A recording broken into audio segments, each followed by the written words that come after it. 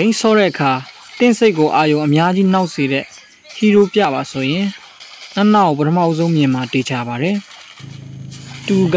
သူ့ရဲ့ skate 2နဲ့ခမားကိုယုံအဖြစ်နဲ့ခွေးဘဝရောက်အောင်လုပ်နိုင်ပါတယ်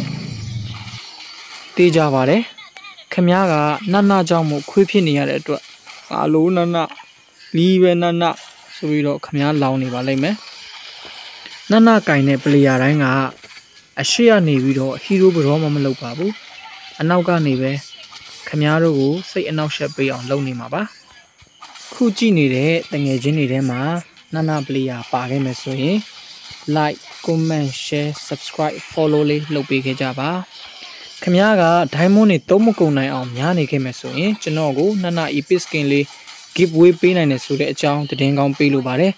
ဟုတ်ကဲ့ပါကျွန်တော်ကတော့အစီအစဉ်တင်ဆက်သူ peace ဖြစ်ပါတယ်